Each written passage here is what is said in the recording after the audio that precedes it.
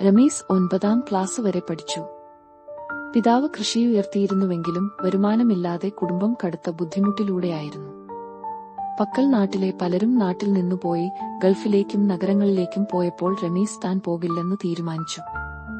അയാൾ പിതാവിന്റെ പഴയ കൃഷിഭൂമിയിൽ പുതുമകൾ പരീക്ഷിച്ചു. ആദ്യം ചിരിച്ചു കളഞ്ഞവർ കുറച്ചു വർഷത്തിനുശേഷം കൗതുകത്തോടെ നോക്കാൻ തുടങ്ങി.